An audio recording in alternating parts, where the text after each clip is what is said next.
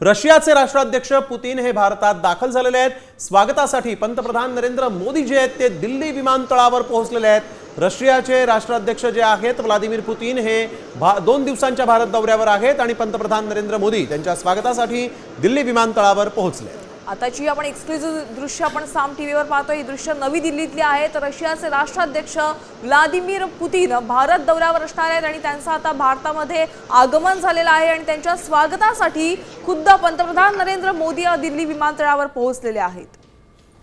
रशियाचे राष्ट्राध्यक्ष भारत दौऱ्यावर आलेले आहेत। 2 दिवसांचा त्यांचा हा दौरा असेल आणि आजच आपण बघतोय की पंतप्रधान नरेंद्र मोदी हे देखील रशियाचे राष्ट्राध्यक्ष पुतीन यांच्या स्वागतासाठी म्हणून दिल्ली विमानतळावर पोहोचलेले आहेत आणि या 2 दिवसांच्या दौऱ्यामध्ये भारताच्या आणि रशियाच्या काय वाटाघाटी होतात, काय नेमक्या चर्चा होतात किंवा कशा पद्धतीने करार होतात हे पाहणं महत्त्वाचं असेल।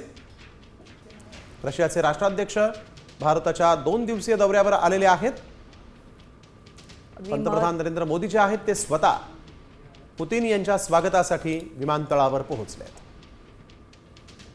या 2 दौऱ्यामध्ये विविध परिषदांमध्ये ते सहभागी होणार आहेत। तसंच विविध महत्त्वाच्या मुद्द्यांवर अगदी तंत्रज्ञानाच्या निगडीत ते मुद्दे असतील अशा विविध मुद्द्यांवर ते परिषदा घेणार आहेत, बैठका घेणार आहेत आणि भारत आणि रशिया संबंधात विविध महत्त्वाच्या मुद्द्यांवर या भेटीमध्ये करार होणार असल्याची शक्यता आहे। आपण ही थेट दृश्य नवी दिल्लीतली पाहतोय।